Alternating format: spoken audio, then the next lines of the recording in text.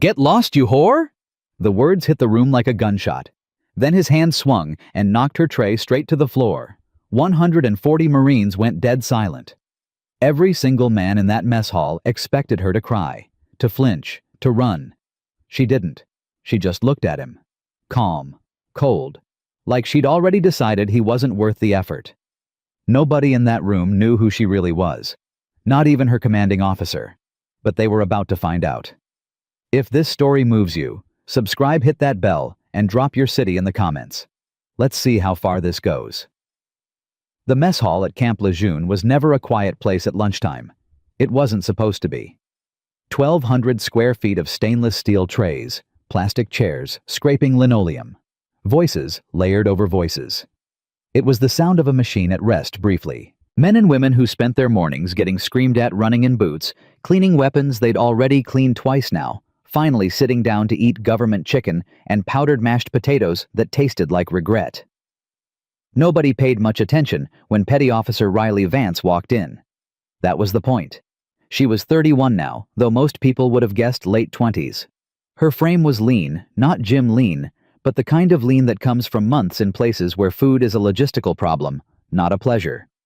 Her skin had been darkened and toughened by deployments in climates that had no mercy. Her eyes were the kind that moved before the rest of her did, always scanning, always measuring, always one step ahead of the room. She didn't walk like someone trying to prove a point. She walked like someone who already knew the answer and was simply waiting for everyone else to catch up.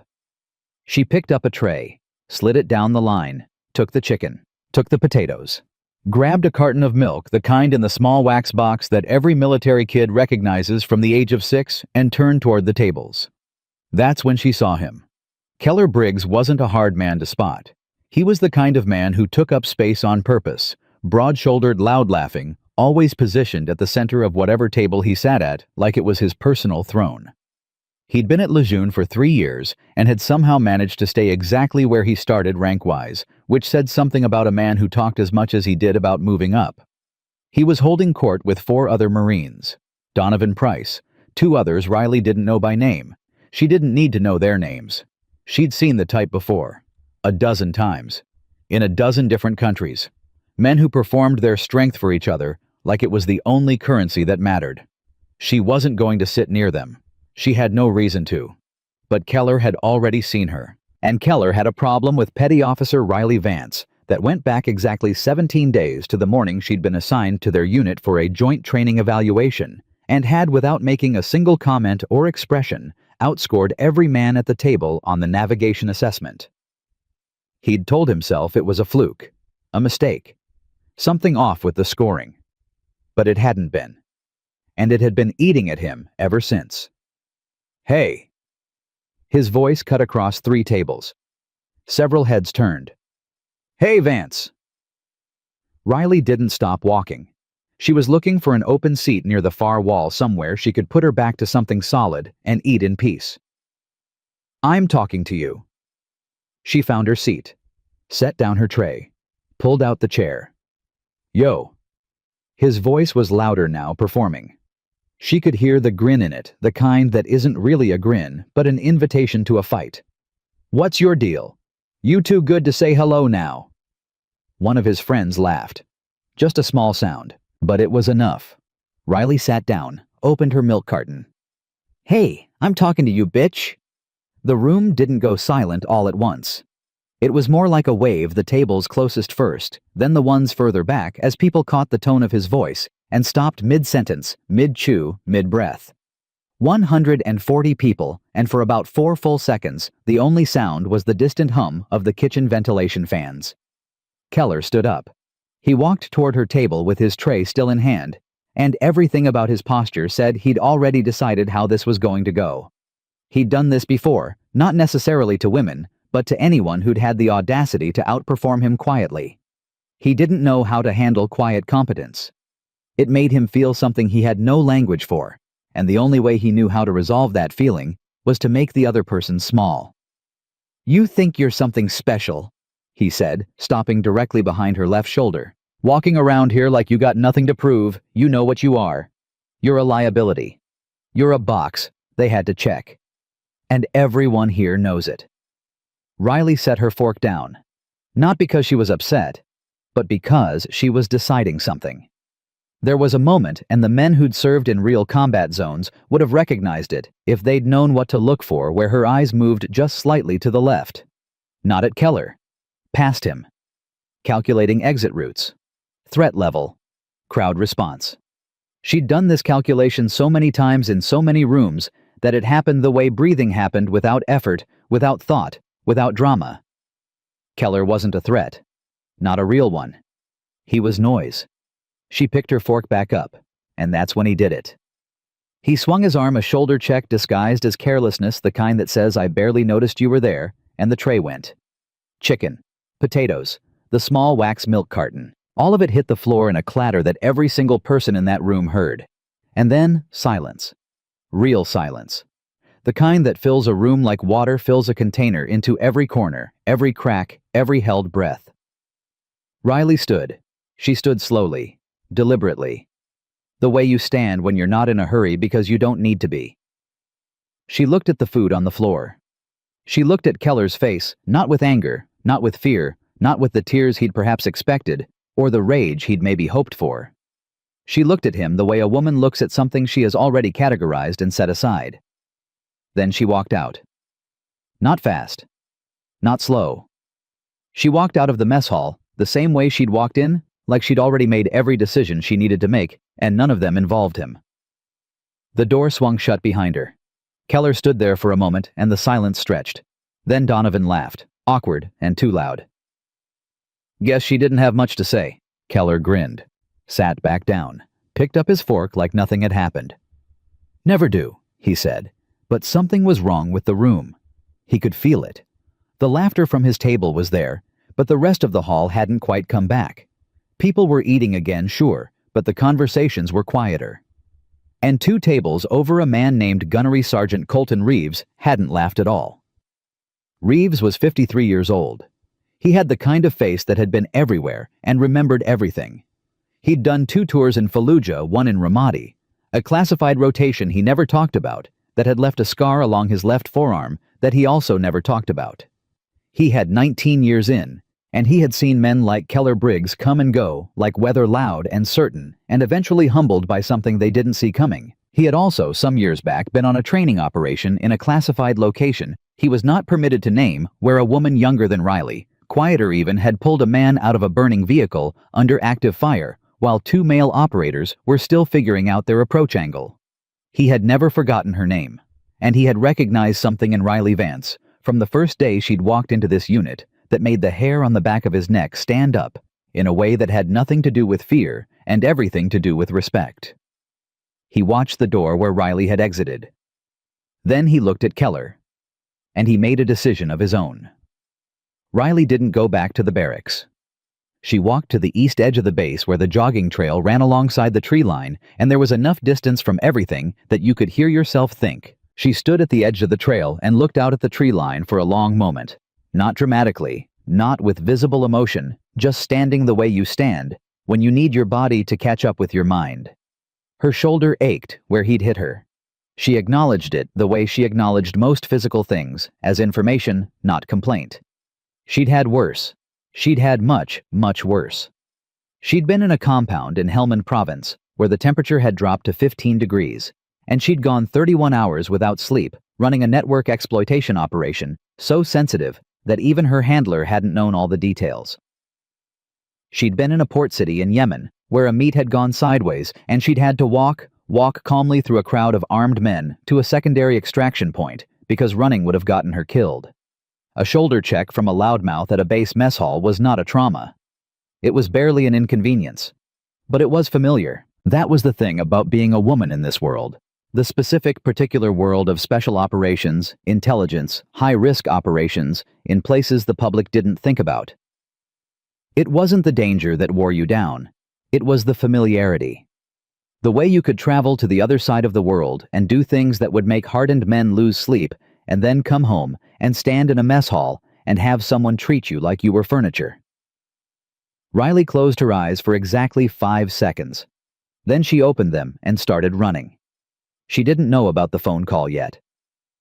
Back in a building on the other side of base, in an office that had the particular atmosphere of rooms where important things are decided quietly.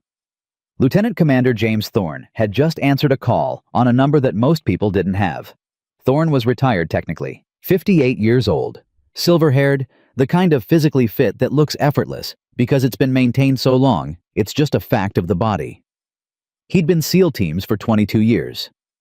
His last 4 had been in a program that he referred to, when he referred to it at all, only as the project. The voice on the phone was brief. Military voices in his circle were always brief. "There was an incident at Lejeune, involving one of yours. You might want to come down." Thorne didn't ask which one. He already knew. There was only one of his, currently stationed at Camp Lejeune. There was only one reason someone would call him about an incident, instead of letting the standard chain of command handle it. He was quiet for a moment. "How bad?" he asked. "Not bad, but it's going to become a problem." For her, or for him? A pause on the other end. Then, for anyone who doesn't know what they're dealing with. Thorne set down the phone, looked out the window for a moment. Then he reached for his keys. Back on the trail, Riley had run 4 miles before she slowed. She wasn't running from anything. That's what people who didn't know her would have assumed, that she was burning off anger or shame or adrenaline from the altercation. People always assumed emotion had something to do with it. She was running because it was how she processed, how she organized, the body moving so the mind could work. She'd made more operational decisions on a run than she'd ever made behind a desk. The rhythm of it, breath stride, it sorted things. And right now, there were things that needed sorting. She wasn't worried about Keller Briggs. He was irrelevant. What she was thinking about was the assessment.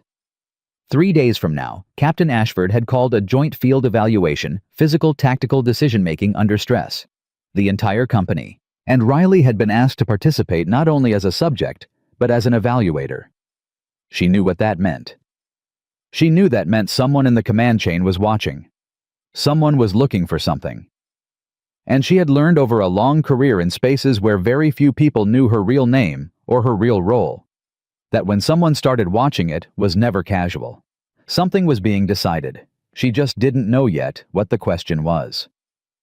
At the far end of the base, in a corner of the NCO lounge that was quiet enough for a conversation no one was supposed to be having, Gunnery Sergeant Reeves sat across from a man named Staff Sergeant Devlin Wade.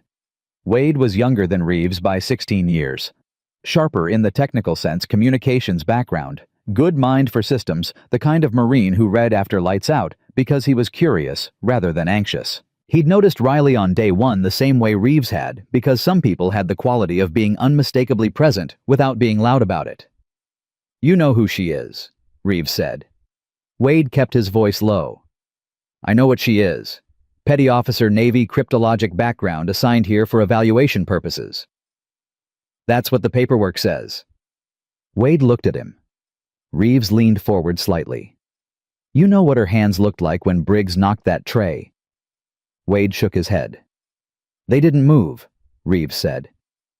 "He came at her from behind and those hands didn't move, didn't flinch, didn't come up." He paused. "You know what kind of training gets you there? What kind of situations get you there?" Wade was quiet for a moment. "The kind most of us don't know about." "The kind most of us don't have clearance to know about," Reeves corrected. He sat back. "Briggs made a mistake today. He just doesn't know it yet." Wade turned his coffee cup slowly. "What kind of mistake?" Reeves looked toward the door, as if checking, then back. "The kind," he said, "where you find out exactly who you underestimated." Keller was still talking when the mess hall finally cleared out. He'd moved to the smaller table near the coffee station, the way conversations migrate when they've stretched past their natural end, and now it was just him and Donovan and Price, and the story had been told at least 3 times each time, with slightly more confidence. "She just folded," he was saying. "Like, what was she going to do?" "Nothing. They put these people in units to fill a quota, and the moment you push back, hey." Donovan, quieter by nature, slightly more careful, had gone still. "Isn't that—" But Keller was already talking again. He didn't see Reeves until the gunny was standing directly beside the table. The silence was different this time. Immediate and complete. Reeves looked at Keller for a long moment, the kind of look that didn't need to be angry to be effective. "Briggs," he said, "you know what she scored on the navigation assessment?" Keller's jaw tightened slightly. "That was." "You know what the top score was in the history of this base on the infiltration exercise last year?" Silence. "You know what unit she was attached to before this posting?" "What operations she's cleared for?" "What she's done?" Keller said nothing. "No," Reeves said quietly. "You don't. None of us do. And that's exactly the problem." He let that sit for a moment. 3 days. Field assessment. Pay attention. He walked away without another word. Keller stared at the table. Donovan looked at him, then looked at the door Reeves had gone through. "What do you think he meant?" Donovan asked. Keller didn't answer, but something in his chest had shifted, something small, something he wouldn't name yet, something that felt uncomfortably like the first edge of doubt. Outside somewhere on the East Trail, Riley Vance was finishing her 6th mile. She wasn't thinking about Keller Briggs. She was thinking about the assessment. She was thinking about what it meant to be asked to evaluate and to perform at the same time. She was thinking about the last time someone had watched her the way the command chain was watching her now, the last time someone had needed her to be visible after years of operating in the complete dark. And she was wondering, with the particular quiet focus that had kept her alive in more than a dozen situations, where it could have gone the other way, whether this time being seen was the mission or the risk. She would find out in 3 days. But not before everything she'd spent years hiding would be pulled into the light by the one thing she hadn't planned for. A man who thought he knew what strength looked like. The next morning came the way mornings at Lejeune always did, without ceremony, without mercy, and exactly on time. Riley was already awake when the 0500 call echoed across the barracks. She'd been awake for 40 minutes, sitting on the edge of her bunk in the dark. Not because she couldn't sleep, but because she'd been thinking, organizing, running through the field assessment the way she ran through every operation, variables, first unknowns, second fixed points, third. Captain Ashford had announced the evaluation would begin in 48 hours. 3 days of terrain navigation simulated casualty response decision-making under live stress conditions and combat endurance. Standard stuff for the Marines in this unit. Not standard for Riley. Because Riley had been asked to do something no one else in that assessment had been asked to do. She'd received the message through the secure channel at 2200 the night before. 12 words. No signature. No rank identifier. Just 12 words that told her everything she needed to know about what the next 72 hours were really about. You are being evaluated. Do not underperform. Do not overexpose. Walk the line. Walk the line. She'd read it 3 times, then she'd deleted it the way she'd been trained to delete things thoroughly and without sentiment, and sat in the dark thinking about what it meant to be asked to be exactly visible enough. Not too much. Not too little. The tightrope she'd been walking for 7 years, and somehow it kept getting narrower. She stood, laced her boots, and went to find coffee. The common room was mostly empty at that hour. A lance corporal she didn't know by name was half asleep over a phone in the corner. The coffee machine wheezed the way it always did, like it resented being used this early. Riley filled a cup and stood at the counter, and that's when the door opened and Gunnery Sergeant Reeves walked in. He didn't look surprised to see her. He never looked surprised by anything. He poured his own coffee, stood 2 feet away, and for a long moment, neither of them said a word. Then Reeves said quietly, "You sleep?" "Some," Riley said. "Assessments in 2 days." "I know." He turned the cup in his hands. "Ashford's going to put you out front on day 2. Casualty simulation. You know that." It wasn't a question. Riley nodded once. "Briggs is going to volunteer," Reeves said. "He always does. He can't help himself." "I know that too." Reeves looked at her sideways. "You going to be okay with that?" Riley took a sip of her coffee. "Define okay." He almost smiled at that. Almost. "I mean, you going to be able to do what you need to do without making it personal." She looked at him then. Direct. Level. The kind of look that doesn't apologize for itself. "It was never personal, Gunny. Not for me." Reeves was quiet for a moment. Then he said something she didn't expect. "I knew a woman once. Served with her, sort of. It was a joint thing. Classified. She was attached to our unit for about 6 weeks in a place I can't name. He paused. Best field medic I ever saw. Better than field medic. She could do things in a confined space under fire that the guys with twice her training couldn't manage because she'd been doing it in real conditions for 3 years before she ever sat in a classroom about it. He stopped again. Nobody on our team knew what she was when she showed up. We figured it out eventually. Took us about 4 days. Riley said nothing. 4 days is slow, Reeves said. In my defense, I wasn't looking. She set her cup down. And now... He looked at her steadily. Now I look. The silence between them wasn't uncomfortable. It was the silence of two people who understand each other at a level that doesn't require a lot of words, and both of them knew it. The assessment, Riley said finally. What do you know about the evaluation criteria? Standard Marine Corps rubric plus Ashford's supplemental stress metrics. And the evaluators. Reeves was quiet for 1 beat too long. Riley caught it immediately. Who else is evaluating? Word came down yesterday, he said carefully. There's going to be an outside observer, retired officer attached to a training advisory board. He's coming in tomorrow morning. She felt something shift, not panic, nothing that dramatic. More like the feeling of a chessboard changing configuration mid-game, a piece she hadn't accounted for moving into position. Name, she said. Reeves looked at her, and in that look, she saw the answer before he said it. Thorne, he said. James Thorne. The name landed in her chest like a stone dropping into still water. She didn't let it show. She was very, very good at not letting things show. But her hand on the coffee cup went still. Okay, she said. You know him. It wasn't a question this time either. He was my training officer, she said. Her voice was completely even. A long time ago. Reeves looked at her for a moment longer than was comfortable. Then he nodded slowly the way men nod when they understand they've just received a fraction of the real answer, and they're wise enough to accept that fraction. Get some rest, he said. Tomorrow's going to be interesting. He took his coffee and walked out. Riley stood alone in the common room and looked at the wall and breathed. James Thorne. She hadn't seen him in 2 years. Hadn't expected to see him here. And the fact that he was coming, the fact that he specifically was the outside observer on this specific assessment, was not a coincidence. There were no coincidences in the world she operated in. There were only decisions, and their consequences, separated by varying amounts of time. Someone had called him. Someone at a level above Ashford, above this base, above the standard chain. Someone who wanted Thorne here watching. The question, the one she turned over and over as she finished her coffee alone, was whether they wanted him watching her or watching the unit, or both. She rinsed her cup, set it on the rack, and walked out into the dark.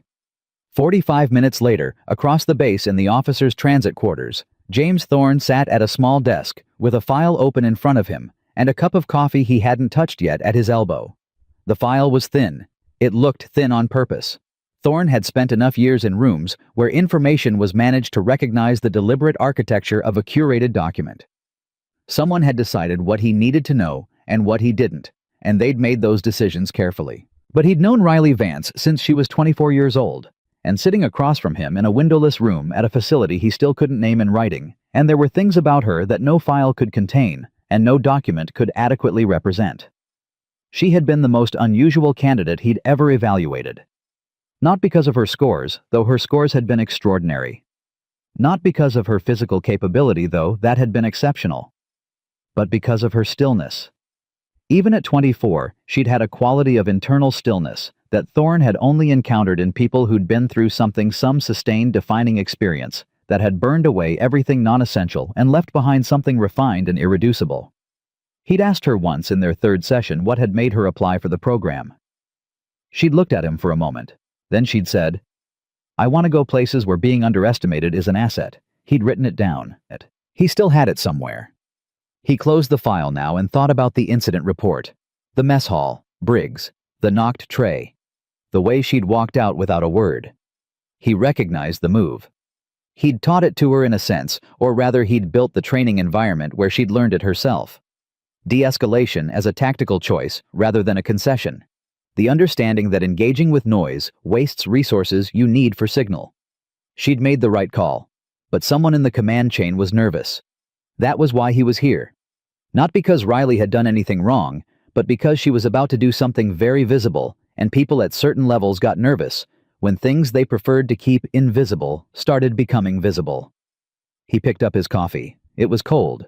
He drank it anyway. Tomorrow, he thought. Tomorrow we'll see where she is. He didn't know yet whether that was a question or a warning. He suspected it was both. By 800 the next morning, the entire company knew Thorne had arrived. Word traveled the way word always traveled in a military unit, fast and with embellishment.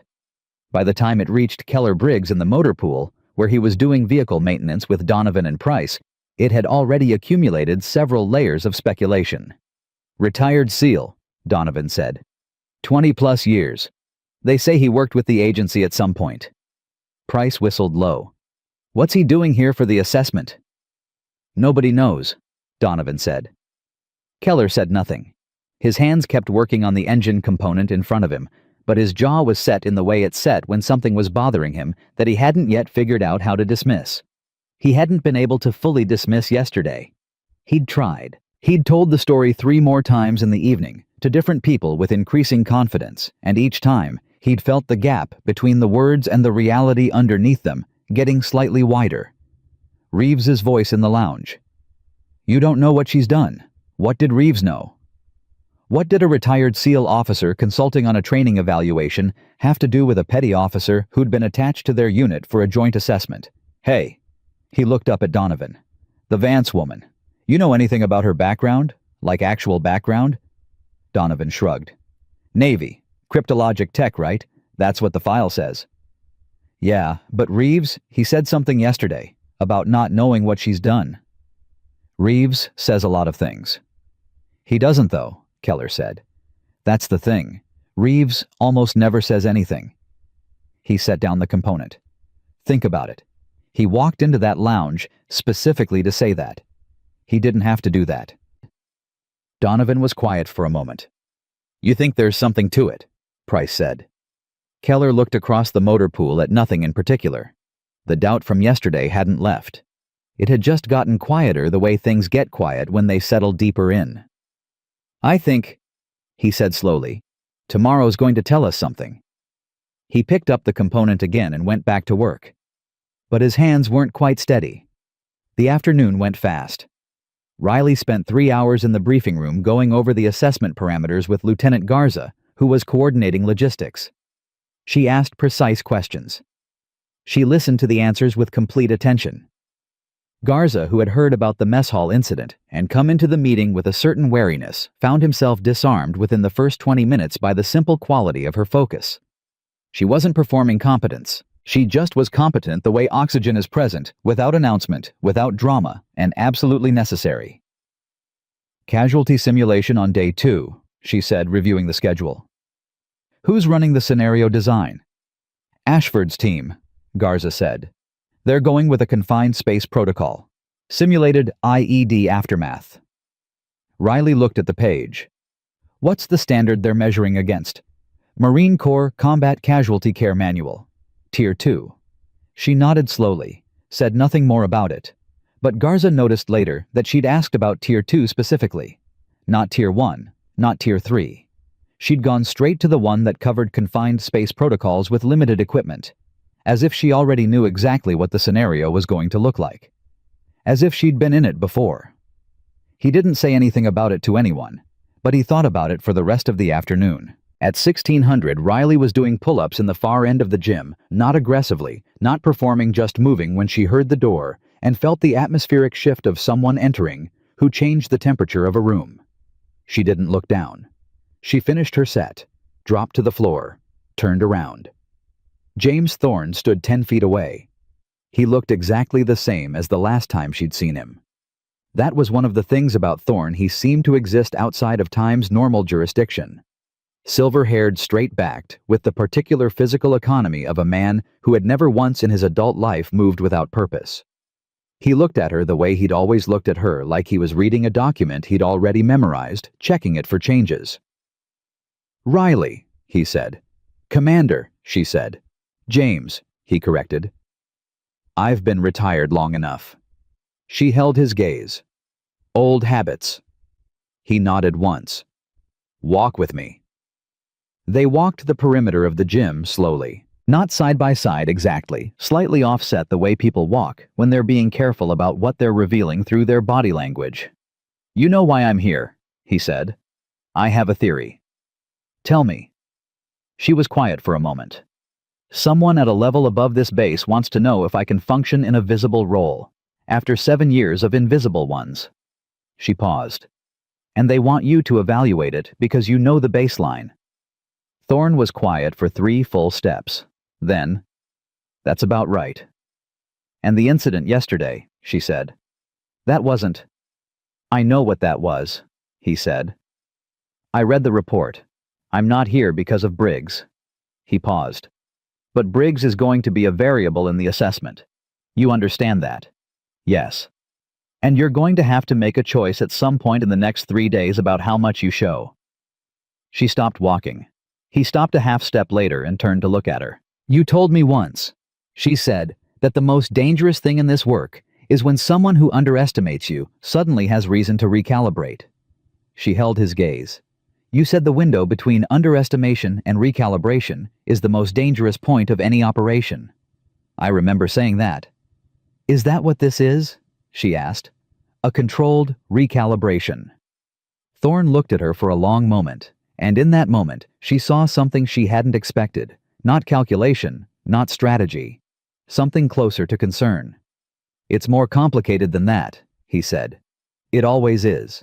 He looked away briefly, then back. There are people in this building, in this unit, who need to understand what they have in their ranks. Not for your benefit, for theirs. She processed that. And Briggs? Briggs is going to teach himself the lesson, Thorne said quietly. All you have to do is show up. The gym was empty around them. The ventilation hummed. Outside, somewhere across the base, a whistle shrieked the end of a PT session. Riley looked at the floor for a moment, then back up. And after the assessment, she asked, what happens after the lesson's been taught? Thorne met her eyes. His expression didn't change, but he didn't answer immediately.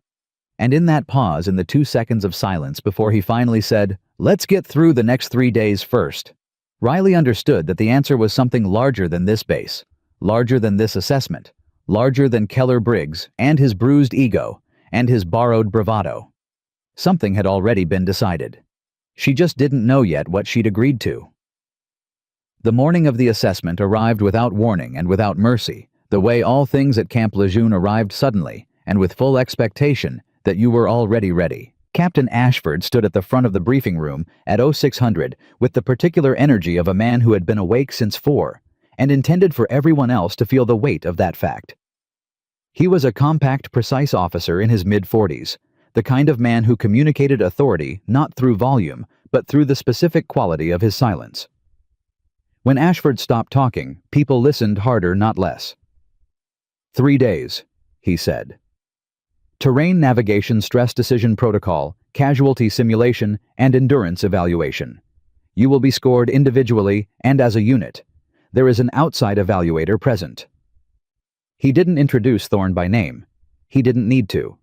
Every person in that room had already seen the silver-haired retired commander standing near the back wall with his hands clasped behind him and his expression giving away exactly nothing. You will perform as if every moment is being observed, because it is. He looked across the room. Questions. Keller Briggs had a question. He didn't ask it. He'd been doing that thing he'd been doing since yesterday, sitting slightly forward, jaw-set eyes moving between Riley and Thorne, and back again with the particular restless energy of a man trying to solve a puzzle he hadn't admitted yet was beyond him. Riley sat 4 seats to his left and 2 rows back. She hadn't looked at him once. She was reading the assessment rubric with the focused attention of someone who already knew what was in it, but was checking the language for the specific words that revealed what wasn't being said. She found 3. Operational familiarity, advanced application, real condition response. Those weren't standard Marine Corps assessment terms. Those were language from a different rubric entirely. Someone had modified this evaluation. Someone had inserted criteria that the Marines in this room wouldn't recognize as unusual because they didn't know the original document well enough to notice the additions. But Riley knew the original document. She'd been evaluated on it twice. She set the rubric down and looked at Thorne. He was already looking at her. She looked away first, not from discomfort, but because looking away first was the right move. Don't signal. Don't confirm. Walk the line. Ashford dismissed them at 0630. Day 1 began. The terrain navigation component was designed to be straightforward but wasn't. It never was. The course covered 6 miles of mixed terrain with 4 checkpoint objectives that shifted every 45 minutes, forcing teams to adapt routes in real time rather than plan a fixed approach. 2-man teams, 40-minute time window per segment. Riley was paired with Staff Sergeant Devlin Wade. She hadn't requested the pairing. She suspected Reeves had something to do with it. His fingerprints were on several things in this assessment that weren't officially attributed to him, which was its own form of competence. Wade fell into step beside her as they moved out, and within the first quarter mile, she understood why the pairing worked. He was quiet in the way that useful people are quiet, not because he had nothing to say, but because he understood that talking and listening were not equivalent activities, and that the second one was generally more valuable. He read terrain instinctively adjusted pace without being asked and communicated with minimal words at precisely the moments when minimal words were exactly right. Left fork, he said at the first split. Right, she said. He didn't argue. He went right. They hit the first checkpoint 4 minutes ahead of the closest team. By the second checkpoint, Riley had stopped thinking about navigation and started thinking about what she was observing around her. Because that was the other dimension of this assessment, not just her own performance, but her evaluation of everyone else's. And what she was seeing was making her think hard. Keller Briggs was paired with Donovan. They were moving fast. Keller always moved fast. It was one of his genuine qualities. But at the second decision point where the route choices carried significantly different risk profiles, Keller chose speed over cover without pausing to assess. Donovan followed. They hit the checkpoint on time, but came in from an exposed angle that in a real operation would have been a problem. Riley filed it, said nothing. Reeves was working the observer role on the east segment, and she caught his eye briefly as she passed checkpoint 2. He gave her nothing, which meant everything was proceeding exactly as he'd expected. Wade said quietly, "He's going to volunteer for the casualty sim tomorrow." "I know," Riley said. "He's not qualified for the chest seal procedure." "I know that too." Wade was quiet for a moment. "You are." It wasn't a question. It wasn't even an observation, really. It was just a fact being placed between them carefully like something fragile set on a table to see if she'd pick it up. She didn't respond. Wade didn't push. He shifted his pace slightly on a slope and kept moving, and Riley understood that she'd just been offered something a kind of provisional trust, quietly extended with no strings attached and no expectation of an immediate answer. She filed that too. They finished the navigation component first overall. Not by a dramatic margin 6 minutes ahead of the second team, but first cleanly and without drama, which in Riley's experience was always the preferable kind of first. Thorne was watching from the finish point. She felt his eyes on her as she came in. She didn't look at him. She accepted the checkpoint confirmation from Garza, noted the time, and walked to get water. Wade came up beside her. "Good run." "You read terrain well," she said. "I had a good partner." She looked at him sideways. He was looking straight ahead, drinking his water, completely neutral in expression. But there was something in the line of his mouth that was close to a smile, and choosing not to become one. For the first time in 2 days, something warm moved through Riley Vance's chest. Brief, controlled, but real. The afternoon brought the stress decision component, and that's where the first crack appeared. The scenario was standard on the surface, a simulated communications breakdown requiring rapid command decisions under incomplete information. 4-person teams rotating leadership every 12 minutes with deliberate injection of contradictory intelligence at intervals. The point wasn't to find the right answer. The point was to observe how each person managed uncertainty. Keller got his rotation in the leadership seat at the 40-minute mark. Riley was in his team. She hadn't requested that either. Ashford had assigned it, and she suspected now that Ashford knew more about what was happening in this assessment than his neutral expression suggested. For the first 8 minutes, Keller performed adequately. He was decisive, which was a genuine strength. He communicated clearly. He assigned tasks with reasonable logic. Then the contradictory intelligence came in. 2 data points directly conflicting. No way to verify either in the time available. A decision had to be made. Keller looked at the 2 pieces of information, looked at his team. His jaw tightened. "We go with this one," he said, pointing to the first. "We move north." "The second report's more recent," said a Marine named Torres, who was 3 years younger than Keller and had the particular courage of someone who hadn't yet learned to be afraid of the people above him. "I said north," Keller said. "If the second report's accurate, north is Torres." The word was flat and hard. "I said north." Torres went quiet. The team moved north. The scenario played out. The choice was wrong. Not catastrophically wrong. Ashford's team had designed it so that neither option was clearly right, but the way it was wrong mattered. The team arrived at a position that, under the scenario's logic, had been compromised. And what Ashford's evaluators were scoring wasn't just the outcome, but the decision-making process specifically, whether the team leader had incorporated available information or overridden it, because accepting input felt like weakness. Keller had overridden it. Riley had watched the whole thing without expression, but when Keller's rotation ended and leadership passed, she noticed something she hadn't expected. Torres, young honest, still learning, looked at her with something in his eyes that was close to relief. Like he'd been waiting for someone to acknowledge that what had just happened was real. She gave him a small nod. 1 degree, almost invisible. He straightened slightly and got back to work. The day ended at 1800. After-action review was brief, factual, and carefully stripped of the subtext that the actual evaluators were going to be discussing for the next 2 hours. Riley sat through it without speaking unless directly addressed. Thorne sat in the back and said nothing at all. Afterward, in the narrow corridor outside the briefing room, Keller came up beside her. She didn't stop walking. "You're enjoying this," he said. His voice was low, controlled, but there was an edge in it. She recognized the edge of a man who was scared and was responding to the fear by being aggressive. "No," she said. "You're evaluating us. That's what you're doing." "That's what the assessment requires," she said. "I'm doing what I was asked to do." "And what's that exactly?" He moved slightly ahead of her, just enough to require her to slow or go around him. A physical challenge so small it couldn't be formally reported. "Because nobody gave me a straight answer about why you're really here." She stopped, looked at him directly. "Keller." His first name deliberate. Not disrespectful, not warm, just precise. "I'm here because I was assigned here. The same as you. Everything else is a story you're telling yourself." His jaw worked.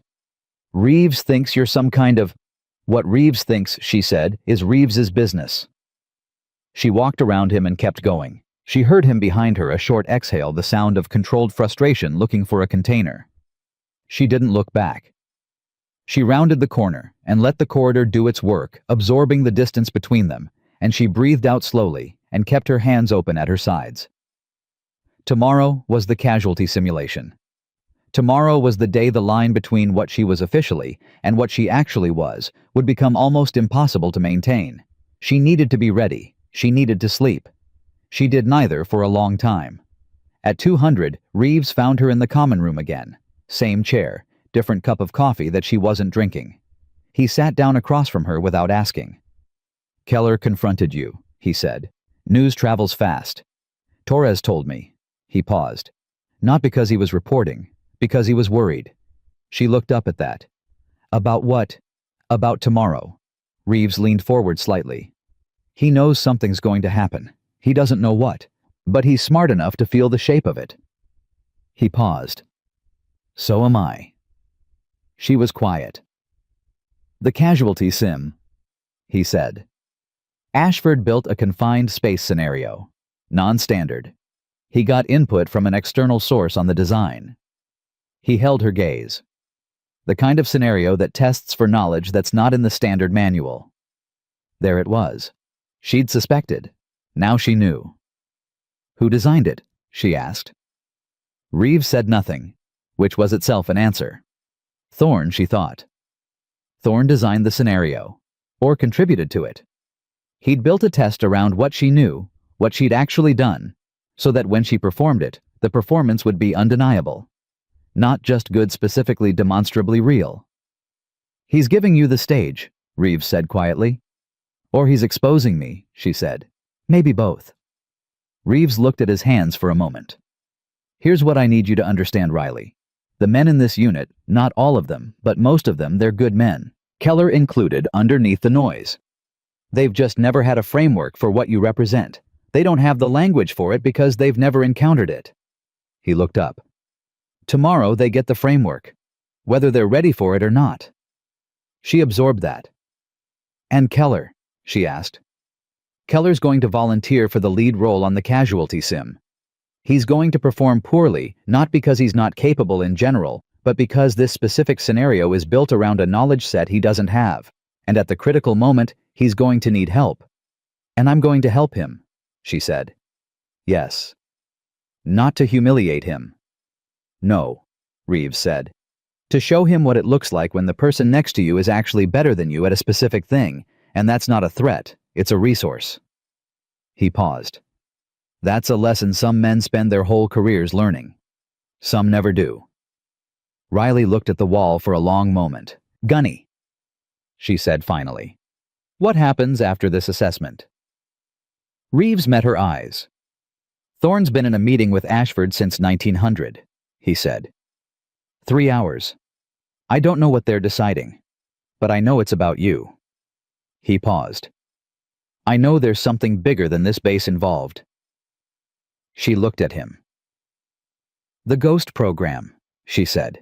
It was the first time she'd said those words out loud in approximately 18 months. Reeves didn't blink, didn't confirm, didn't deny. But his expression did something, shifted in a way that was so small most people would have missed it. The particular expression of a man who has just heard something he suspected confirmed in a way that still manages to be surprising. "That's not a term I'm cleared to respond to," he said carefully. "I know," she said. "But I'll say this." He stood. "Whatever it is, whatever you've done, whatever they built around you." He looked at her steadily. "It deserves to be real, not just a ghost. Something real, something people can learn from."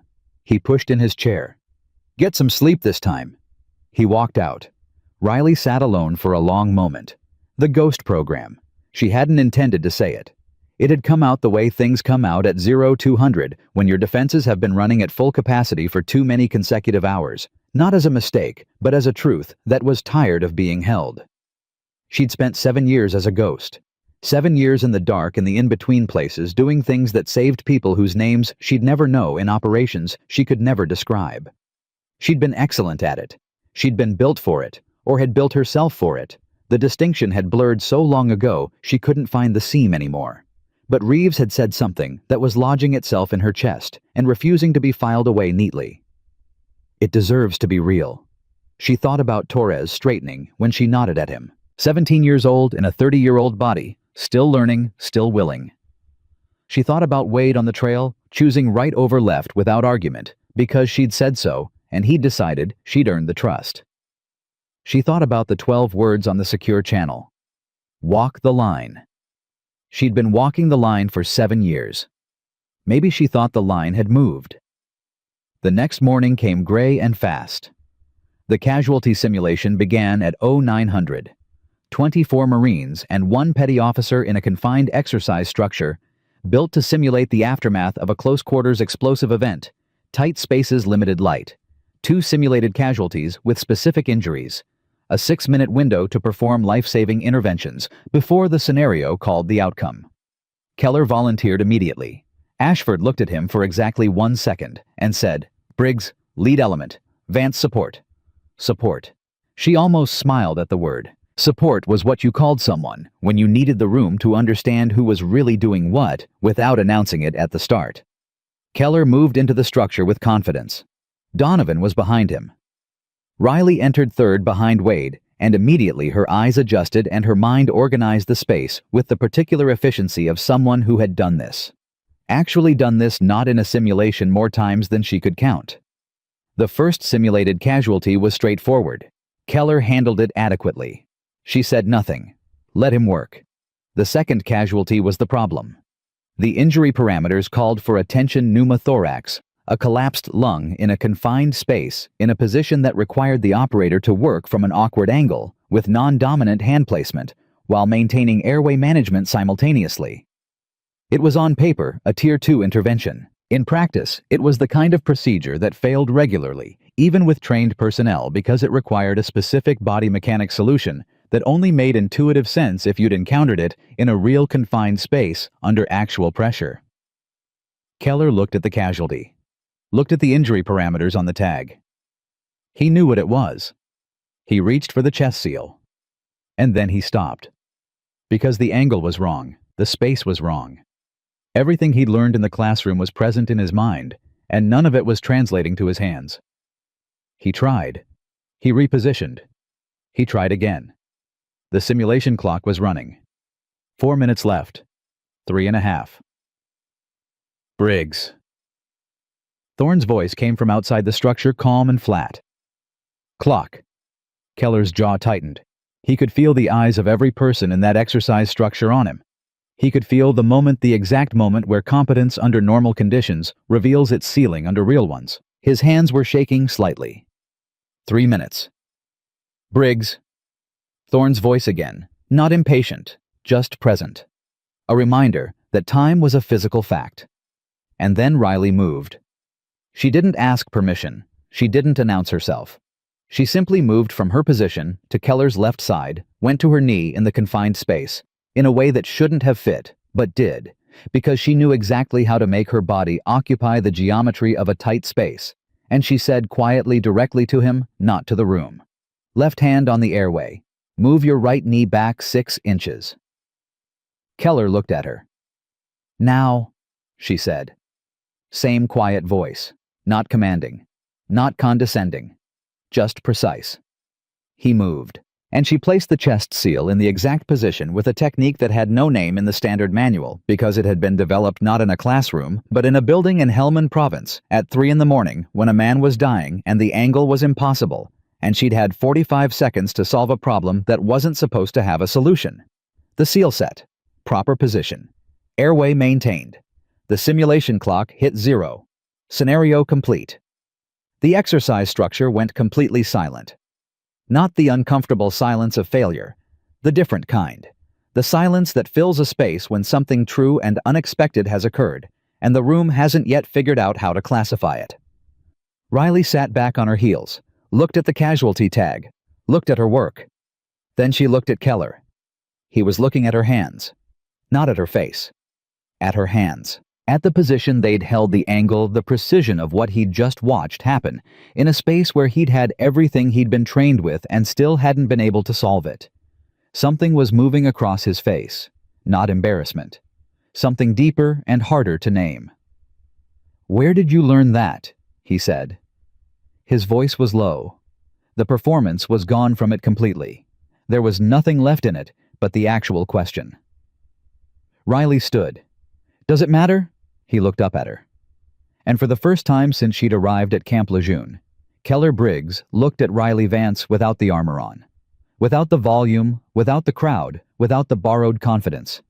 He looked at her like a man who had just seen something that rearranged the furniture in his understanding of the world. "Yeah," he said.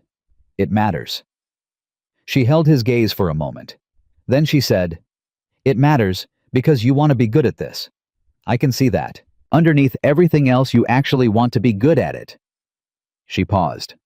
"That's the part worth keeping." She picked up her kit and moved toward the exit. Outside, Thorne was standing with Ashford, both of them watching. Thorne's expression had not changed. But his eyes, in the specific way that eyes can carry information, the faces committed to concealing, were carrying something. Something close to the expression she'd seen 2 nights ago in the gym when he'd said, "It's more complicated than that." Ashford was already writing in his evaluation notebook. Wade appeared at Riley's shoulder. He said nothing, just handed her a water bottle and stood beside her in the way a person stands beside someone when they want to communicate without words that what they just witnessed mattered. She drank the water, watched the exercise structure. watched Keller come out last. He didn't look at her immediately. He stood in the space just outside the exit and breathed for a moment, and she could see him doing it, organizing, processing. The way she'd stood at the east tree line 2 days ago, and breathed and sorted. Maybe that was something. Maybe the ability to do that, to stop and sort and not just react, was the thing that could actually be taught. Torres was standing nearby. He'd watched the whole thing. When Keller finally looked up, Torres met his eyes and gave him a nod that was almost imperceptible. Keller looked away, but his shoulders had come down an inch. Riley noticed, filed it, said nothing. Thorne walked over to her, leaving Ashford with his notebook. He stopped 2 feet away, looked at her steadily. "Walk the line," she said quietly. He was quiet for a moment. "You just stepped over it," he said, deliberately. She looked at him. "I know. That was a decision." "Yes. You understand what that decision means, going forward." She looked out at the assembled Marines. At Keller, at Torres, at Wade, at Reeves, watching from the side, with the particular expression of a man who has just watched something he expected but is still moved by. "I think it's time," she said, "to stop being a ghost." Thorne looked at her for a long moment. Then he said in the quiet voice he reserved for things that were true and final, "I'll make the call tonight." And Riley Vance stood in the gray morning light of Camp Lejeune, in full view of 140 Marines and 1 retired SEAL commander, and for the first time in 7 years, she did not try to disappear. Thorne made the call at 2100 that night. Riley knew because she felt it, not literally, not in any mystical sense, but in the way that people who have spent years operating in high-stakes environments develop a sensitivity to the shifting of invisible weight. Something changed in the air of the base after 9 o'clock. Small things. Ashford walked past the common room at 21:15 with his jaw set in the particular way it set when he'd received information that required him to reorganize his understanding of a situation. 2 officers she didn't recognize appeared near the admin building at 21:30 and went inside without signing the visitor log, which she noticed because she noticed everything and which meant they were cleared above the standard base protocol. The machinery had started moving. She sat on the edge of her bunk and thought about what she'd said to Thorne that morning. "I think it's time to stop being a ghost." She'd meant it when she said it. She still meant it. But meaning something and being ready for its consequences were not the same thing, and she was honest enough with herself to acknowledge that she was not entirely sure what she'd set in motion. 7 years. She'd spent 7 years being unmemorable on purpose. Learning to walk into rooms and leave without leaving marks. Learning to be the person no one thought about afterward. It was a skill like any other. It required practice, maintenance, conscious effort. And it had served her in ways that most people in her life could not be told about. But something had happened in that exercise structure. Something she hadn't fully calculated. When she'd moved to Keller's left side and placed her hands and done the things she'd done in actual darkness, in an actual building, where an actual man's life had depended on her getting the angle right, something in her had stepped forward that she hadn't called. It had come without permission. Like a part of herself she'd been keeping very still for a very long time, had simply decided it was done being still. She didn't know yet if that was strength or recklessness. She was still deciding when her door opened. She didn't reach for anything. She'd already identified the footstep in the corridor as Reeves, the particular cadence, the weight distribution, the way he walked with his left foot, landing half a second more deliberately than his right, an old ankle injury from Ramadi that he never mentioned and hadn't let slow him down in 19 years. He came in without knocking, closed the door, sat down in the chair across from her bunk like he'd done it 100 times, which he hadn't, but the ease of it was its own kind of statement. "Thorne talked to Ashford," Reeves said. "I know." "And to someone above Ashford." She looked at him. "How far above?" "Far enough that Ashford came to find me at 2045 and asked me quietly if I'd been aware of your background before this assessment." He paused. "I told him I had suspicions. He didn't push it." Another pause. He looked like a man who'd just found out the house he'd been living in had a room he didn't know about. Riley almost smiled. It was accurate. "What happens tomorrow?" she asked. "Day 3, Reeves said. Endurance evaluation, 5-mile loaded carry, then the final decision-making scenario. He leaned forward slightly. But that's not the real day 3. The real day 3 is what happens in the after-action review at the end. He met her eyes. Thorne is going to say something, officially, in front of the unit. She was quiet. What specifically? I don't know the exact shape of it, Reeves said. But I know it involves your operational record. Not all of it that stays classified, but enough. He sat back. Enough to answer the question everyone's been asking since you walked into this unit. The question. The one no one had asked out loud. The one that had been in every sideways look, every conversation that went quiet when she walked into a room, every moment when someone watched her do something and couldn't explain why it looked so different from what they expected. Who is she really? Briggs is going to be in that room, she said. Yes. Torres, Wade, all of them. Yes. She looked at the floor for a moment. How do you think Keller takes it? Reeves was quiet for long enough that the silence became informative. He was a man who chose honesty over comfort consistently, and when he took time before answering it, meant the honest answer was complicated. I think, he said carefully, that Keller Briggs is at a crossroads that he doesn't know he's standing at yet. I think what happened today in that exercise structure cracked something in him that's been sealed shut for a long time. He paused. Whether what comes out of that crack is better or worse than what was there before, that depends on tomorrow. Riley nodded slowly. Get some sleep, he said. Standing now. Actually, this time. You keep saying that. You keep making it necessary. He moved to the door. Stopped. Turned back. Riley. It was the first time he'd used her first name directly without the rank, and it landed differently because of that warmer, heavier. What you did today. In that structure. He held her gaze. That was real. Whatever happens tomorrow, whatever gets said in that room, that was real, and those men saw it, and that doesn't unhappen. He left. She lay back on her bunk and looked at the ceiling, and for the first time in 4 days, she fell asleep before midnight. Day 3 started cold and fast, the way conclusions always did. The 5-mile loaded carry began at 0630 full kit, 65 pounds terrain, that alternated between flat and punishing, with the particular lack of mercy that characterized every physical evaluation Ashford designed. Riley moved through it the way she moved through most things, steadily without drama, at a pace that was not the fastest in the group, but was absolutely consistent from mile 1 to mile 5 without variation.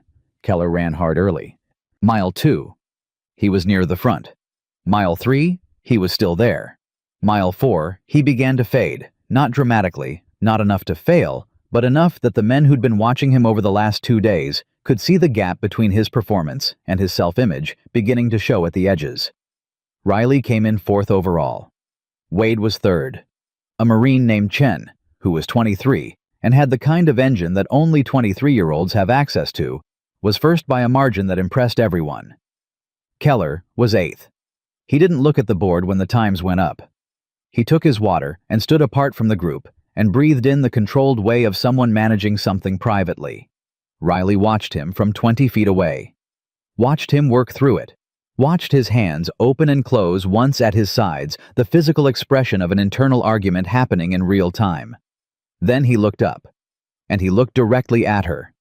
Not with hostility. The hostility had been draining out of him incrementally since the exercise structure, like air leaving something that had been overinflated.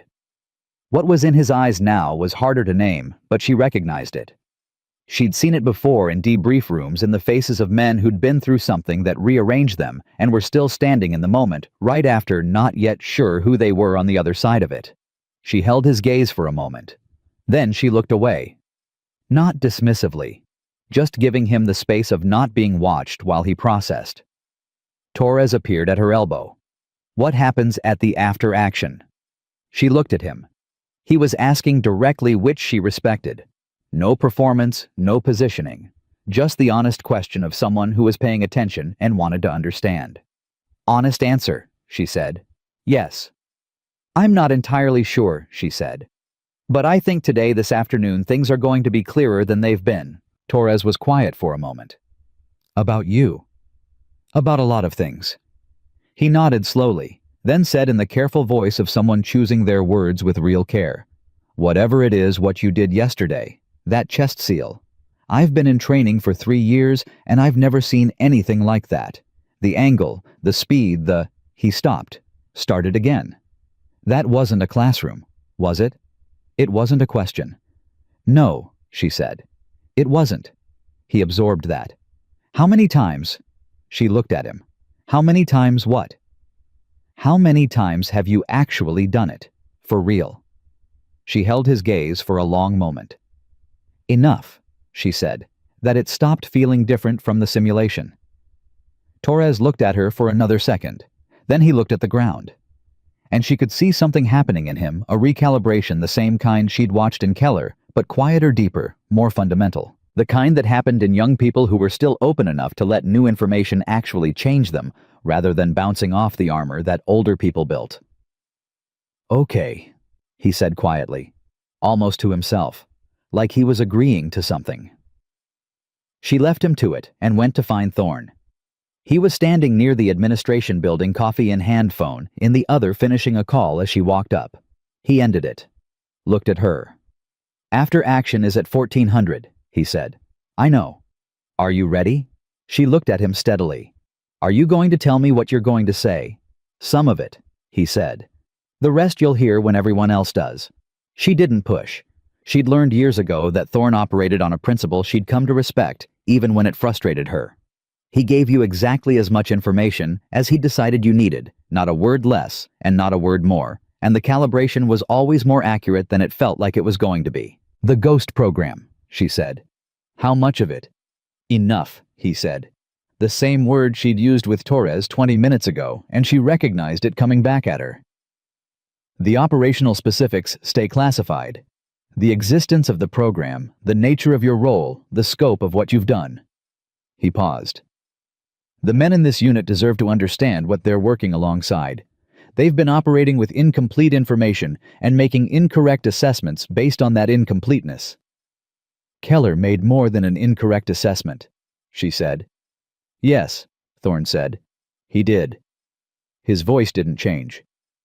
And he's going to have to sit in that room and hear the truth about what he assaulted in that mess hall. Not who, what level of operator, what history. He paused.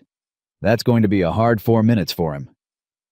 Riley thought about Keller's face in the exercise structure, the way the armor had come off, the way he'd asked, "Where did you learn that?" with genuine need in his voice.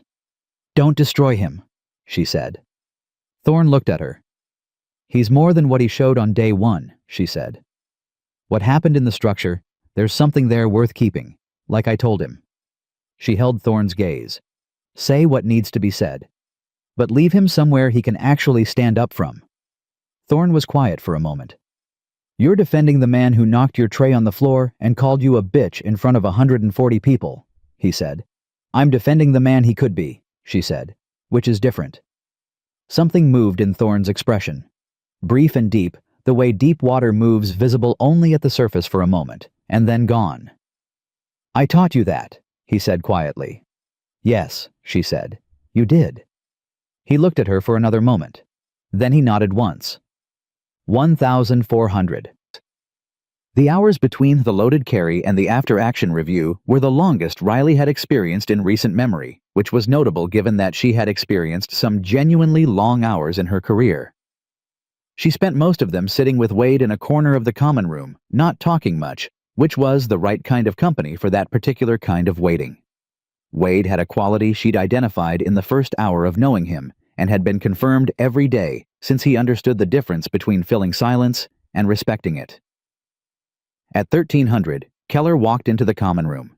He stood in the doorway for a moment. The room had 4 other people in it, Riley and Wade Torres at a table across the room, and a lance corporal who was asleep in a chair and not relevant to anything. Keller looked at the layout.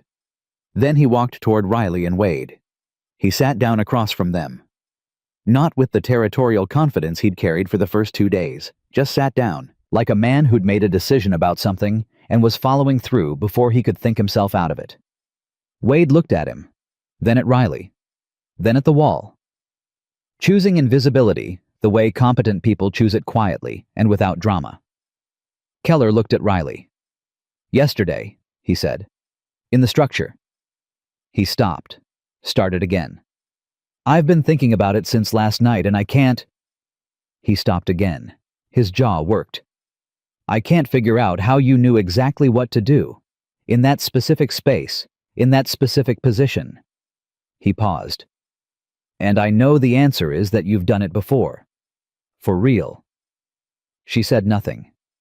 I've been telling myself for 3 weeks that you're here to fill a role on paper, he said.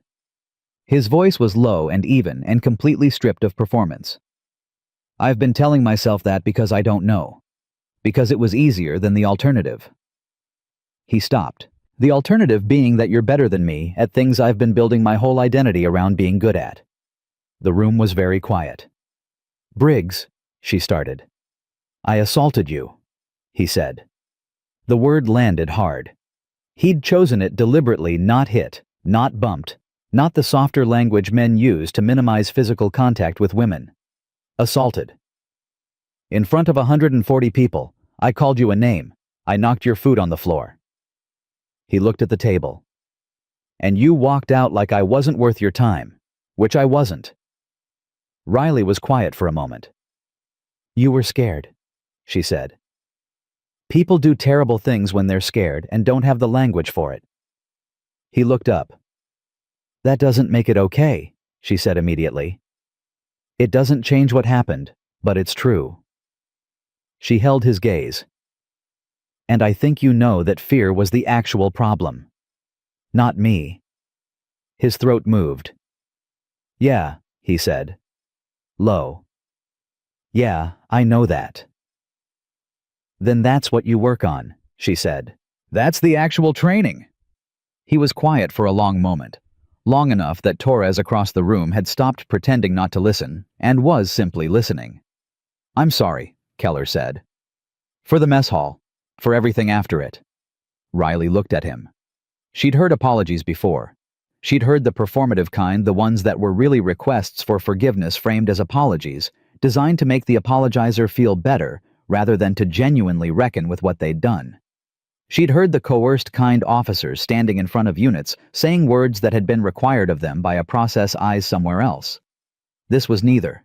This was a man sitting across from her at a common room table at Camp Lejeune with nothing left to perform behind and saying a true thing as directly as he knew how. She accepted it the way she accepted most things, not with ceremony, not with excess, but with the genuine acknowledgement it was owed. Okay, she said, one word. But she said it looking directly at him, and the directness was its own form of completion. Not forgiveness as erasure, she wasn't built for erasure, but forgiveness as forward motion. The door opening onto whatever came next instead of remaining locked on what was behind it. Keller breathed out. Something in his whole body changed, subtle physical, the release of a tension he'd been holding since the mess hall 5 days ago, and maybe longer than that. Maybe for years, the particular exhaustion of maintaining an identity that was too small for who you were actually trying to become. Wade made a small sound. Not quite a word. More like the sound a person makes when something true and decent happens in front of them, and they want to acknowledge it without drawing attention to themselves. Torres stood up from his table across the room and carried his cup to the kitchen without comment. But as he passed, he put one hand briefly on Keller's shoulder, 1 second light, not sentimental, and then kept walking. Keller looked at the table, then at Riley. 1,400, he said. Yeah, she said. What's going to happen? She looked at him. Thought about what Thorne had said. Thought about hard minutes and leaving someone somewhere they could stand up from. The truth, she said. That's what's going to happen. He nodded once, like a man accepting something difficult and deciding it was right to accept it. The briefing room at 1400 was full and silent, in the way rooms are full and silent when everyone in them knows that something significant is about to happen. But no one knows the exact shape of it. Ashford stood at the front. Thorne stood to his left. The entire unit, all of them, all ranks, was seated and present, and not fully understanding why. Ashford spoke first. Brief. Factual. He covered the 3-day assessment results with the efficiency of a man who understood that the numbers were not the point today and was dispatching them quickly so the point could be arrived at. Then he looked at Thorne. "Lieutenant Commander Thorne has something to address," Ashford said. "I'll turn it over." Thorne moved to the front. He looked at the room for a moment. Then he said in the clear, level voice that Riley had heard in a dozen different settings over 7 years and had never once heard waver. "Most of you have been asking the wrong question about Petty Officer Vance since she arrived at this unit. The question you've been asking is whether she belongs here." He paused. "The correct question, the one that matters, is whether you understand what you've been standing next to." The room was absolutely still. Riley Vance is a former embedded intelligence operator attached to special operations units across 3 active combat theaters over a period of 7 years. Her work falls under a classification level most people in this room are not cleared to access the specifics of. He paused. "What I can tell you is that she has been in rooms and buildings in situations that required a level of skill and composure and pure operational competence that most people, most operators, will never be tested against." Another pause. "She has done things in the dark that made it possible for people in the light to be safer. She has done this without recognition, without rank, commensurate to her contribution, and without complaint." He let that sit for 5 seconds. "She walked into this mess hall 5 days ago as a human being deserving basic respect. What she received instead was a physical assault and a public humiliation." His eyes moved across the room without landing on Keller specifically, which was itself a kind of mercy. "That happened because someone looked at her and saw only what they wanted to see. And that is a failure mode in combat, in leadership in life that will get people killed." The silence in the room was the kind that had weight. Riley sat in the 3rd row and looked at her hands and felt something she had not expected. Not pride, exactly, not validation, not the simple satisfaction of being finally seen.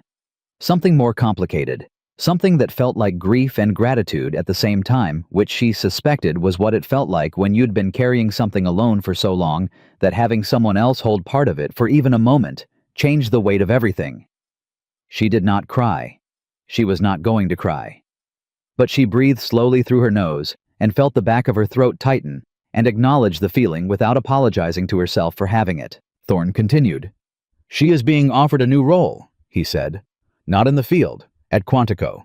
Training the next generation of operators, not just tactically, but in the specific competencies that keep people alive in the spaces between the standard manual and reality." He paused. "She hasn't accepted yet." Riley looked up. Thorne looked directly at her. "I'm telling this room," he said, "because the people in this room have earned the right to know, and because some of them—" his eyes moved briefly intentionally to Keller and back, "have earned the harder lesson that came with it." He was done. Ashford took back the front of the room, said something administrative, dismissed them. Nobody moved for a moment.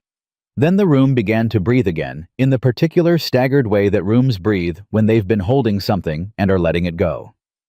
Wade turned to Riley, said nothing, just looked at her with the expression she'd come to understand was his version of saying everything at once. Torres was staring at the floor with the focus of a young man reorganizing a significant amount of interior architecture. And Keller Briggs sat in his chair and looked at his hands and said nothing for a long time. She watched him, saw him work through it, the full reckoning of it, the specific, unmistakable experience of understanding that the person you'd tried to diminish was in concrete, measurable fact, operating at a level so far above your dismissal that the dismissal itself had become a kind of self-indictment. She watched him absorb that, without flinching from it, watched him sit with it, watched him not reach for an exit. That mattered. That was the thing that mattered most in that room at that moment. He looked up eventually, found her eyes across the rows of seated Marines. She held his gaze. And then she did something she hadn't planned, something that came from a place in her that the 7 years in the dark had not managed to reach. She gave him a small single nod. The same nod she'd given Torres in the stress scenario. The same nod that said, "I see you, and what I see is worth something." Keller Briggs blinked once.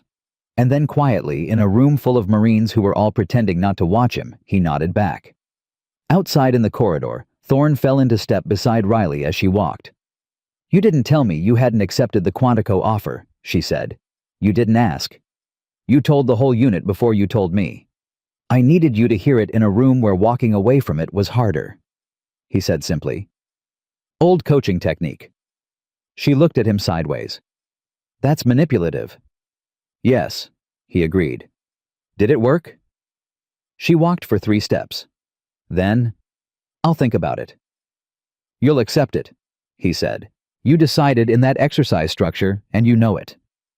She said nothing, which was for Riley Vance the same thing as yes.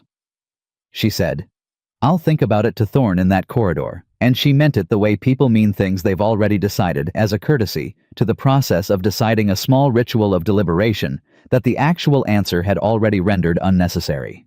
She knew it. He knew it. They both let the fiction stand because some fictions are functional. The base went quiet in the way bases go quiet after something significant.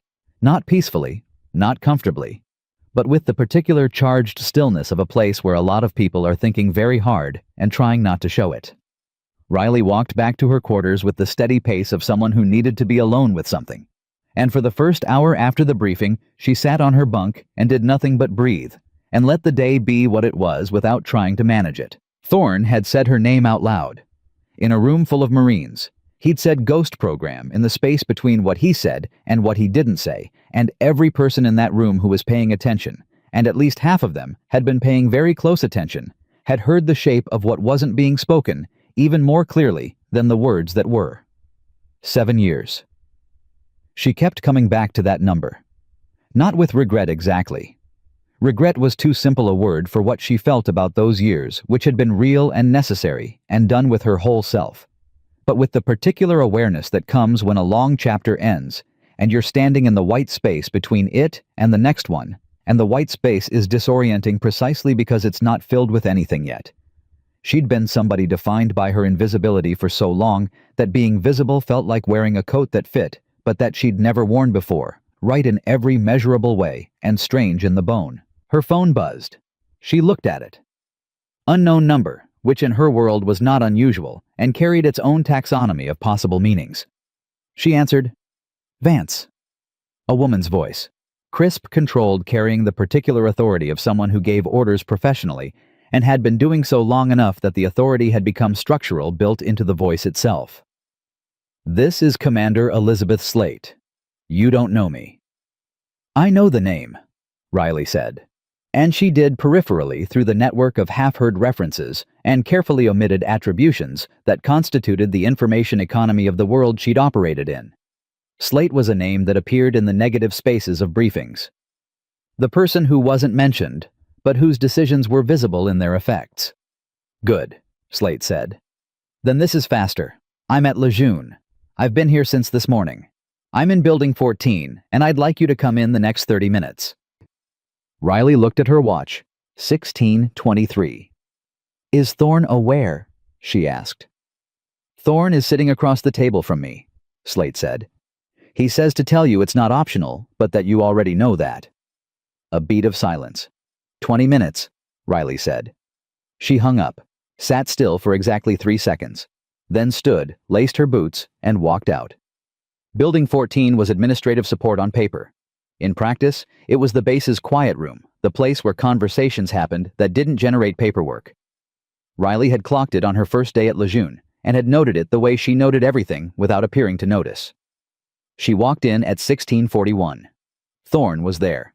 Across from him sat a woman in her early 50s. Commander Elizabeth Slate. In person was precisely what her voice had suggested. Compact, direct, with the kind of face that had made a lot of decisions and showed it not in lines, but in the quality of her attention. She looked at Riley the way people look at things they've been studying from a distance and are now finally seeing close up. "Sit down, Riley," Slate said. She sat. "I'll be direct," Slate said. "Because I think you prefer that, and because I don't have the patience for anything else." She folded her hands on the table. "The GHOST program is being restructured. What existed for the last 7 years, the embedded model, the complete invisibility protocol, the no documentation operational posture, that specific architecture is ending. Riley felt something shift in her chest. Not panic. Closer to the feeling of watching a familiar landmark disappear. "Why?" she said.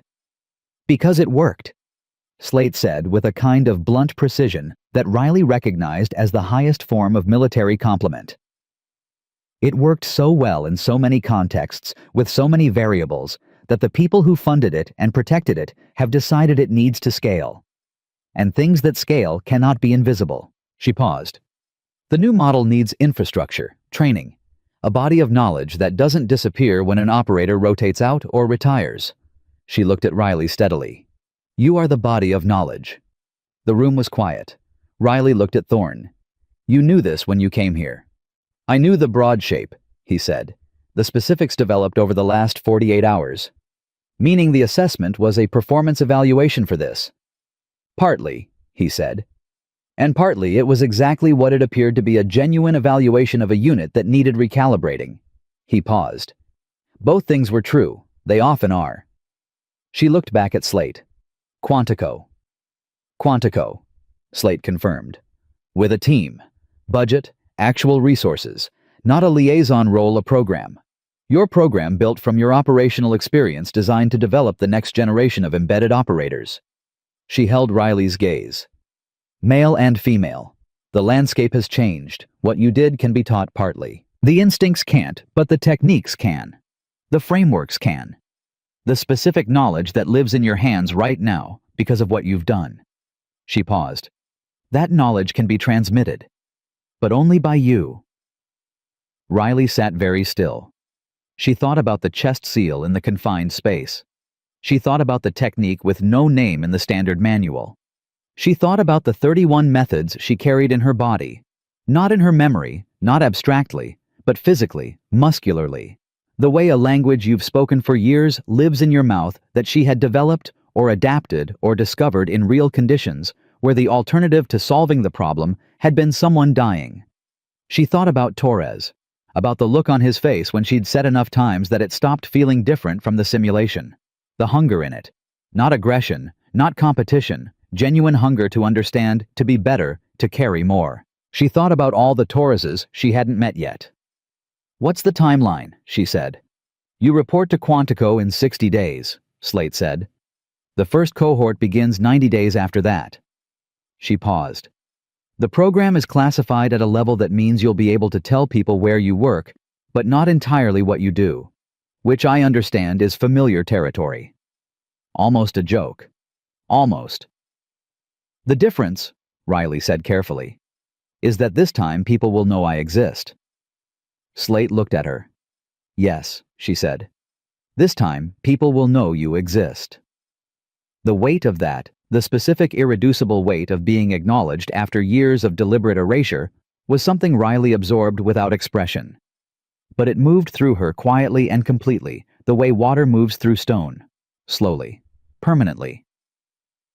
"I'll need to design the curriculum myself," she said. "Yes," Slate said.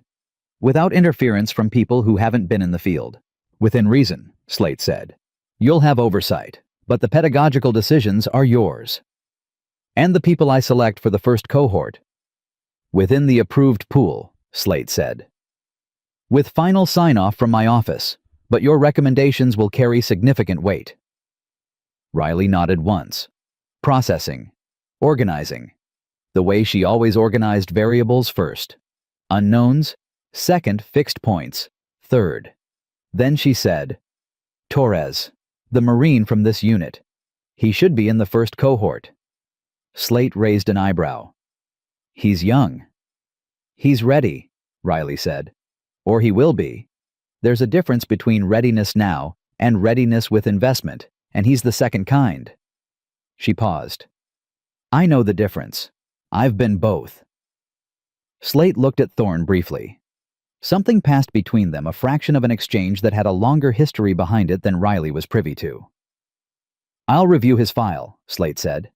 Which was not yes, but it was not no.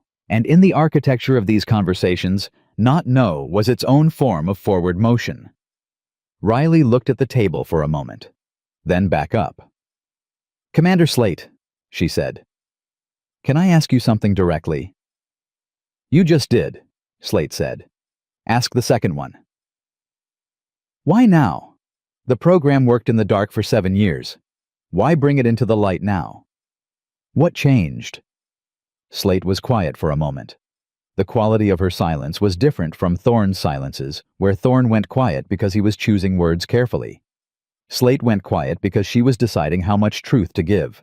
It was a distinction Riley recognized and respected. 3 things changed, Slate said finally. First, the operational landscape shifted. The theaters where invisible female operators had unique access are expanding, not contracting. The need is growing faster than the ghost model can supply it. She paused. Second, we lost 2 operators in the last 18 months. Trained, experienced, irreplaceable. And when they were gone, what they knew was gone with them, because there was no mechanism for transmission. We lost the knowledge twice, once in the field, and once permanently. Her voice didn't change, but Riley felt the weight of it. 2 names she might know. 2 women who'd operated in the same dark spaces. We can't keep losing it twice. Riley said nothing, the kind of nothing that was its own form of acknowledgement. And the third thing, she asked. Slate met her eyes. You, she said. What happened in that mess hall 5 days ago? What happened in the after-action today? She paused. You stepped forward. After 7 years of stepping back, you stepped forward on your own without being ordered to. That's not something we manufactured. That told us you were ready in a way no evaluation could. She held Riley's gaze. We were waiting for you to decide. You decided. The room was very quiet. Riley thought about standing at the east tree line the night of the mess hall. The 5 seconds with her eyes closed, the way she'd opened them and started running, not from something, but toward her own thinking. She thought about saying, I think it's time to stop being a ghost, to Thorn in the gray morning light. She'd thought it was a declaration. Maybe it had also been a door opening for people who'd been standing on the other side of it waiting for exactly that. Okay, she said. Slate looked at her. Okay, Riley said again. Cleaner. Firmer. The word landing the way decisions land when they're real. I'll take the role. Thorn exhaled.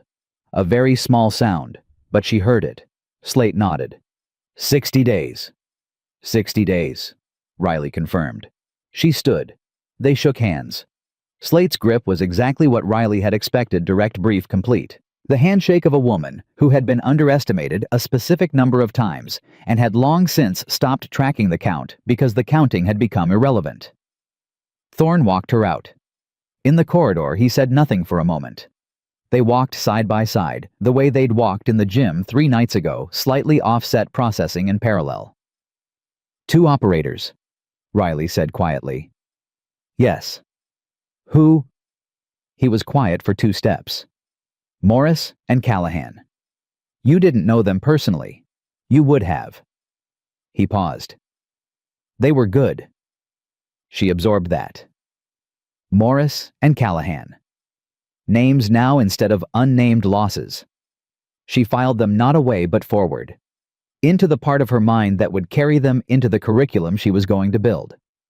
Into every session she'd run, every technique she'd teach, every decision point, where she'd ask a cohort of young operators to understand why precision mattered and how much the gap between knowing and doing could cost. I'll make it count, she said. I know, Thorn said. They walked to the end of the corridor, and he turned back toward Building 14, and she turned toward the rest of the base, and that was the end of the conversation, which was the right length. She found Reeves 40 minutes later in the NCO lounge. He was alone, which she suspected he'd arranged. She sat down across from him and told him in brief and without preamble what had happened in Building 14. He listened without interrupting. When she was done, he was quiet for a moment. Quantico, he said. Yes. Training program. Yes. Your program. Yes, she said. And there was something in the saying of it, the possessive, the ownership, that still felt new and slightly large, like a word that fit, but that her mouth hadn't yet shaped enough times to make it feel native. Reeves nodded slowly. Then he said something she hadn't expected. Your father would have had something to say about this. She looked at him. Gideon Vance, Reeves said. I served with him. not closely one joint rotation 2001. He was the kind of Marine that other Marines talked about after he left the room. He paused. He talked about his daughter. The back of Riley's throat tightened the way it had in the briefing room that afternoon, and she held it the same way Present acknowledged, not apologized for. "What did he say?" she asked.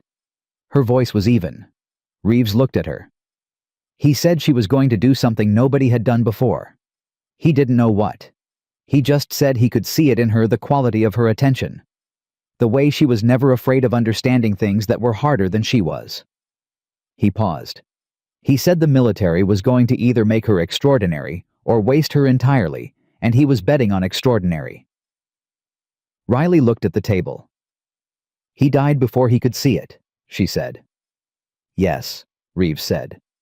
"He did." The silence between them was the kind that held things gently. Not sad exactly, not simple enough for that. The complicated kind that grief and pride and time produce when they're all present at once. "He would have been right there in that after action today," Reeves said quietly. "Front row, biggest smile in the room." She breathed in, breathed out. "Yeah," she said. "He would have." They sat with that for a moment. Then Reeves said, "Torres no yet." Slate's reviewing his file. "He'll get in," Reeves said with the confidence of a man who'd evaluated people for 19 years and knew what evaluable looked like. "If he does," Riley said, "he's going to be difficult to teach. He's going to ask questions about everything." "Good," Reeves said. "The ones who don't ask questions are the ones you can't do anything with." She nodded. "Wade?" she asked. "Wade's staying here," Reeves said. "He's a Lejeune man. He knows it and you know it." He paused. "But he's going to be different after this week. The unit's going to be different. Because of the assessment. Because of you," Reeves said simply. "You changed something in this unit that wasn't going to change on its own." He looked at her. "That's not nothing. That's actually the whole thing." She absorbed that. Then she asked because she needed to Keller. Reeves was quiet for a moment. "Keller came to see me this afternoon, after the briefing." He paused. "He asked me if it was too late to put in for SEAL assessment." Riley looked at him. "He's 32, Reeves said. "It's almost certainly too late for the standard pipeline. He knows that. I told him the truth." He paused. "He said he knows. He said he just needed to say it out loud to someone, that he needed to know what it felt like to want it honestly, without the performance around it." The word landed. Honestly. Without the performance. "That's something," Riley said. "That's everything," Reeves said. "For him at this point, that's everything." She nodded slowly. Outside across the base, it was getting dark. The base had gone into its evening rhythm. The shift changed the handing off the particular quality of a military installation at end of day that was always slightly melancholy and slightly reassuring at the same time. Things continuing. The machine at rest briefly. Tomorrow already forming itself out of the clay of today. Riley stood. Reeves stood. He extended his hand. She shook it. Firm, real, the kind of handshake that means what it's supposed to mean. "Gunny," she said. "Petty officer," he said. Then the faintest, most controlled version of a smile crossing a face that had been through enough to earn its restraint. "Go build something." She walked out. She walked across the base slowly, in no hurry, letting the evening air do what evening air does, settle things, carry things off, replace the day's weight with something lighter. She passed the mess hall. She slowed, stood outside it for a moment. 5 days ago, she'd walked out of there with chicken and powdered potatoes on the linoleum, and 140 pairs of eyes watching her back, and she'd held herself together with the same muscle she'd used in Helmand and Yemen, and a dozen other places, the muscle that said, "You are not your reaction. You are your choice. Keep moving." She'd kept moving. She looked at the door for a long moment.